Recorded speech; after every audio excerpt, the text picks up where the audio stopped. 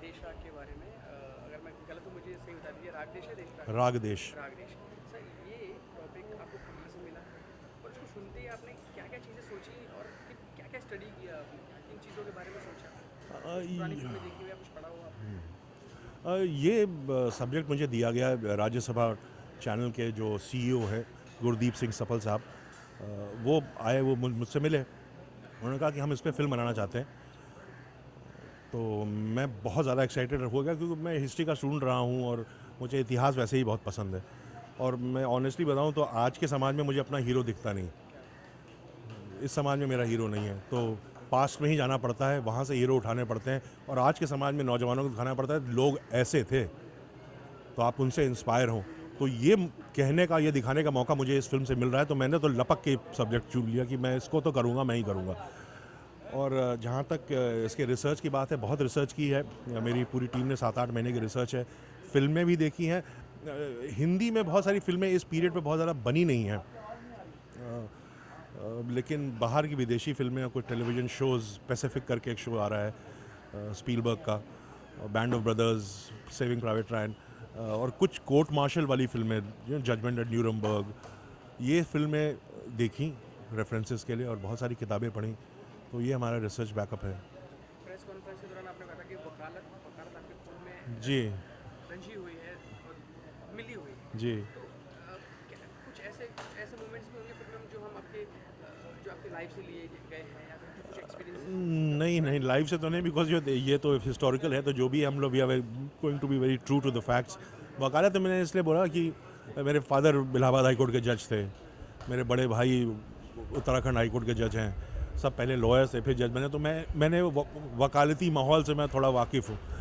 तो यही तो, और अब ये ट्रायल ही हो रहे हैं, कोर्ट मार्शल का जो सेट है अपने अंदर देखा, तो मुझे पता है कैसे क्या जो तमीज़ होती है वकाल, एक अदालत की तमीज़, उसका मुझे थोड़ा सेंस है, बस और कोई बात नहीं। माशा सर, ऐसे सब्जेक्ट्स में सबसे मुश्किलात मुश्किलात कहाँ आती है, किन चीज़ों को दर्शाने में आती है? क्या वो चरित्र निर्माण करने में आती है, लोगों को ढूंढने में आती है, या फिर अपनी बात को कहने में आती है? बात कहने में आती है, स्पेशली अगर आप हिस्टोरिकल करेंगे, क्योंकि आपको लगता है कि यार ये बात मैं कह दूँ, हमने तो मजाक में कह दी, कहीं कोई नाराज़ ना हो जाए, किसी का परिवार वाला या कोई इतिहासकार या कोई नेता, पॉलिटिशियन, बहुत सेंसिटिव इश्यूज़ हैं, तो वहाँ पे आप कभी कभी ड्रामा क्रिएट करने में आपको प्रॉब्लम आती है, लेकिन फिर आप जूझते हैं उससे, कहीं वहाँ से नहीं तो कहीं और से क्रिएट, तो वो चीज़ें मेरे इश्यूज़ बहुत सेंसिटिव हैं। ये ऐसे कहानी तो है नहीं कमरा बंद की और कहानी लिख ली, तो कभी कभी आप चाहते हैं कि आप चीज़ों को दिखाएं।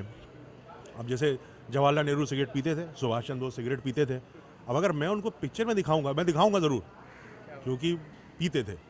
अब देखना फिर उसमें कई लोग खड़े हो जाएंगे कि आप ऐसे कैसे दिखाते, मैंने कहा तस्वीरें हैं, पीते हुए सिगरेट देख रहे हैं आप, आपको तमाम इमेजेस मिल जाएंगी, किताबों में लिखा है। जी sir, the last question is कि जब जब आपने ये टॉपिक सुना, तो सर कभी कभार ऐसा होता है कि कुछ एक सीन को डायरेक्ट करने के बाद आप सोचते हैं कि इसको एक नए तरीके से लिया जाए और वो चीज़ उभर के नहीं आ पाती है, तो उस दौरान आप कैसे कैसे आप कन्विंस कर पाते हैं आप खुद को भी और अपने एक्टर्स को भी और अपनी ऑडियंस को भी? ये मेरे साथ ये दिक्कत आती है, सभी के साथ आती होगी, सभी, लेकिन क्योंकि स्क्रिप्ट मैंने ही लिखी होती है, अब जितनी फिल्म बनाई मैंने खुद ही स्क्रिप्ट लिखी है, साथ में किसी के, कभी कभी अकेले भी। तो जब आप स्क्रिप्ट लिख रहे हो तो एक्चुअली आपकी फिल्म पेपर में बन रही होती है, और फिर उसमें अगर कुछ गलत है तो आप उसको मिटा करके दोबारा लिख सकते हो, तो उसमें पैसा नहीं खर्चा हो रहा कि सिर्फ कागज़ काले करने हैं। तो वो मैं कर खुद ही लिखता हूँ, तो उस प्रोसेस से गुजर चुका होता हूँ, इवेंचुअली उसको एग्जीक्यूट ही करना पड़ता है।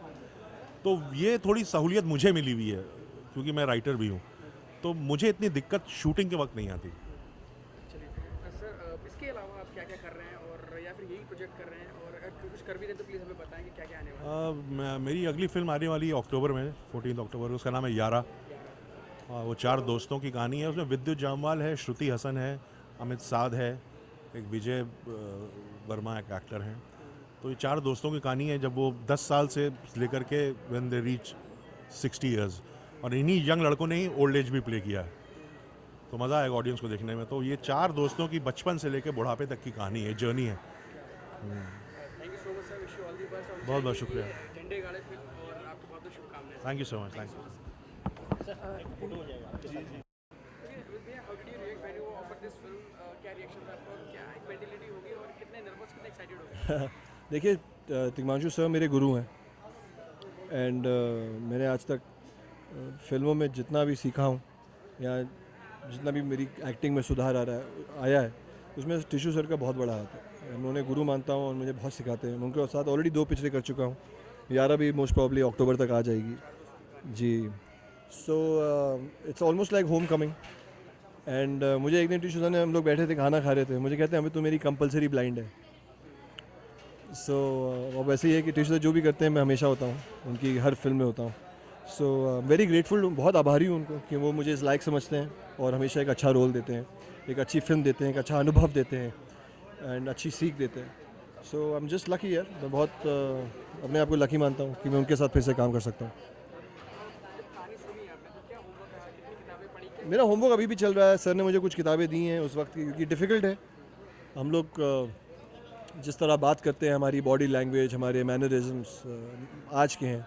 सो टू प्ले अ पर्सन जो उस दौर का है, 1950 का है और फ़ौज में था, उसके अंदर इतना जज्बा था अपने देश के लिए, अपने लोगों के लिए, तो उसके लिए मेहनत करनी पड़ेगी अपनी बॉडी लैंग्वेज पे, डायलॉग डिलीवरी पे, लैंग्वेज पे एंड बट यही सब चीज़ें जो हैं एक रोल को, एक फिल्म को चैलेंजिंग बनाती हैं और एक आर्टिस्ट के लिए तो बहुत अच्छा है to get a challenge like this. So I just hope that we all work hard and you know make this world and this story believable. मेरी बहुत फिल्में हैं यार, सारी गुरुदत्त साहब की फिल्में, दिलीप साहब की फिल्में, मुगल आज़म, आई थिंक मुझे लगता है इंडिया की बेस्ट फिल्म मुगल आज़म है। और अगर कोई फिल्म है जो मैं करना चाहता हूँ, अगर वो बने उस टाइप की, मैं I would love to do a film like Mughal Azam, you know. अपने किरदार के अलावा राज देश की सबसे जो खास बात जो आपको अब तक लगती है, जिसको लेकर आप बेहद, I just think the whole era, I think क्योंकि हम लोग को इतना, मैं हिस्ट्री का स्टूडेंट था, मैंने काफ़ी हिस्ट्री पढ़ी, बट आईने के बारे में मुझे कुछ नहीं पता था। सो इट्स वेरी इंट्रीगिंग ये जानकर कि, कि उस वक्त क्या हुआ था, पार्टीशन के टाइम पे क्या हुआ था।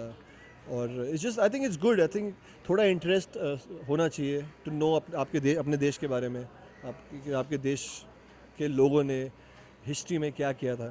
आई थिंक थोड़ा जानना, तो वो इन्फॉर्मेशन जो नहीं मिल रही उससे काफ़ी एक पेट्रियाटिक फीलिंग आ रही है, एक थोड़ी एक अपने पे एक वो भी कभी मैं उस दिन पढ़ रहा था किताब गुरबख्श ढिल्लों के बारे में, तो मुझे ऐसा लगा कि हम लोग कितना कम करते हैं अपने देश के बारे में। सिर्फ पिक्चर हॉल में खड़े होके नेशनल एंथम गाना, या 26 जनवरी पे या 15 अगस्त को एक ट्वीट कर देना, मेरा भारत महान, सब कुछ नहीं है, यू नो। तो मुझे थोड़ा वो लगा सोच के कि यार हम लोग बहुत कम कर रहे हैं, हम कुछ नहीं कर रहे। पुराने वक्त के जो लोग थे, किसी के लिए लड़ते थे, किसी के लिए गिरते थे, किसी के लिए मरते थे, और हम लोग किसी के लिए कुछ नहीं करते। तो मैं थोड़ा भावुक, आप देख रहे होंगे अभी भी, मैं थोड़ा भावुक हुआ हूँ ये पढ़ के, अपने अंदर और झांका है कि और क्या कर सकता हूँ मैं। अपने आप को पेट्रियाटिक बोलना, हर फॉर्म में, इमिग्रेशन के हर फॉर्म में लिखना कि मैं इंडियन हूँ, वो सब कुछ नहीं हो गया। आप इंडियन हो के करते क्या हो? तो ये सब सवाल आए मेरे पास, मैं पढ़ के, और सो अब आई जस्ट होप कि इस तरह की फिल्में और बनाई जाएं और जज्बा इस देश में बढ़े। हम लोग बहुत प्यारा नेशन है, इतनी हिस्ट्री है हमारी, एंड आई जस्ट होप हम लोग और यूनाइटेड हों दिन प्रतिदिन and be the powerful nation that we are and that we can be. Thank you so much, thank you Meezaan, बहुत बड़ी सक्सेस हो थैंक यू मीजान, और अच्छी फिल्म में आप शुक्रिया भाई, शुक्रिया, थैंक यू।